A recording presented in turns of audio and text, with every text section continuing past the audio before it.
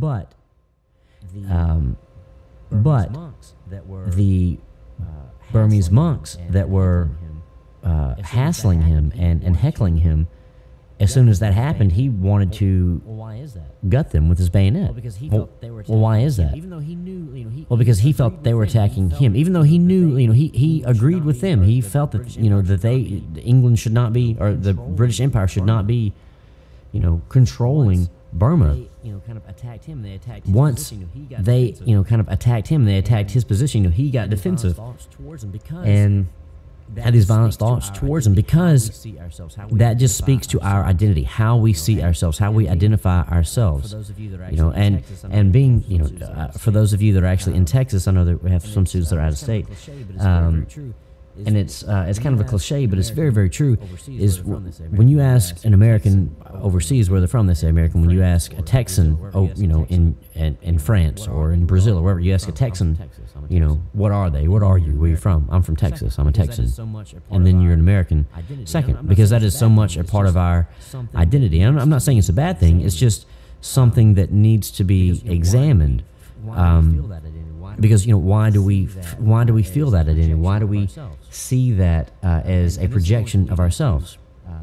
And this is going to lead into the next assigned readings about how much of a national we really are, or how much of an American you really are, versus how involved you are. But this essay, the point of this essay is analysis of your identity with your nationality. Analysis of your identity with your nationality. How much do we identify ourselves as Americans? How much does that? How much do we feel that America holds, a part in our soul? Whenever I was overseas, one of the things that I felt was, whenever I would try to defend some of the actions that I disagreed with personally, but I felt that I was, a spokesperson for America for some reason, and it never happened. I mean, I never thought about it before. It was just, it just kind of came up out of nowhere. And when in reading this essay, I completely understood kind of where Orwell was going, and to take it, to step back and look at the bigger picture. Orwell doesn't want to shoot the elephant, but he has put himself in that position of authority. And for those of you that are parents or that have been around children, the main thing about being a parent or being an authority figure is that you've got to constantly exercise your authority. If someone pushes the boundaries of a child or if a student, if any subordinate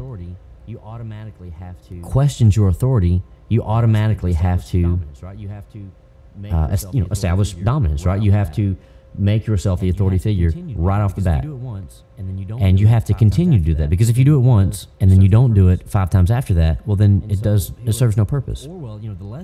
And so here with Orwell, the lesson that he's trying to show, trying to teach us here, trying to show us is, what business does the British Empire have in Burma?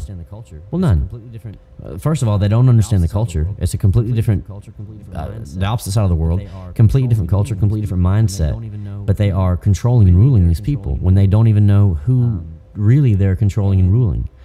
And one thing that we see, even today with how this. And one thing that we see, even today with how this applies to us as Americans and to America in general. That costs money. It costs money to rule the world, right? Or to control different facets of the globe and have a hand in everything. That costs us money. And have a hand in everything. That costs us money. That costs countries money. That costs empires money. And empires don't last. And the reason the empires don't last is because they run out of money. They extend themselves too far. For what reason? Why have more? Why have more? Why put yourself in a situation? Why establish yourself as an authority figure in a country that ultimately doesn't make a difference to your country, to your nation? And that's what the British Empire did in this situation, and Burma, and really all over the world. The British Empire was the largest empire in the world. And Orwell wants us to question that, because once you put yourself in that position of authority, once you are the authority figure, you've got to routinely exercise that authority. You've got to routinely establish the fact that you are in control, and that takes manpower and that takes money. And the question that Orwell is posing is, what purpose does it serve? Why? Why put yourself in this position? Well, I'd said earlier that the government is made up of the people. We elect our representatives. The representatives are a reflection of ourselves. So ultimately, you have a government that reflects the society, and you have a government that can go, for the most part, or you have a government that can go, kind of haywire, out of control, and a society, being too lazy to do anything about that. I mean, there's always that situation. But for the main part, the government reflects the will and the attitude of society. So in the British Empire, this time were the wealthiest, or one of the wealthiest nations in the world. They didn't have to struggle. And they didn't have to struggle. They didn't have to. They didn't have to struggle for food. They didn't have to struggle. They didn't have to claw their way for survival. Once they were secure, and that's just human nature. They wanted right? more. I mean, and that's just human nature, right? I mean, a country that wants more and more and more. A country that wants more and more and more, wants more and more and more control. Is just a country simply that wants more? Well, you won't have a country, or I'm sorry, a government that wants more. But plainly said, a government unless the society wants more. will not want more unless the society wants more, unless the people want more. So ultimately, the government is a reflection on the society and a reflection on the people.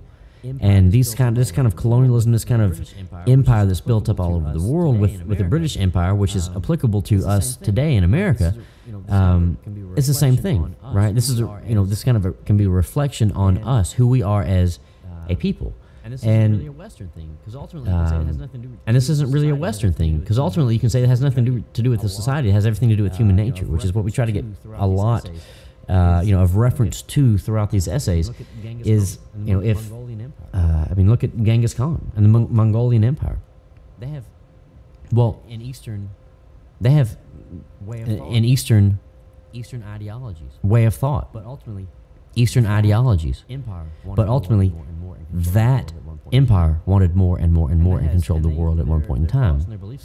And their thoughts and their belief systems are nothing like American or Western, British thoughts and belief systems. So you can ultimately say that that's just people, any empire, any nation, any country that becomes the most dominant, the most powerful and authoritative figure on the globe, ultimately will try to, or will inevitably become an empire that puts its, has its fingers in all factions of the globe, just because that's human nature, right? Because we make up the government, and the government carries out those actions, and it has nothing necessarily to do with the culture or the society. It has everything to do with human nature. So I want you guys to think and think about that, and kind of see how that can help you guys, or still steer some thoughts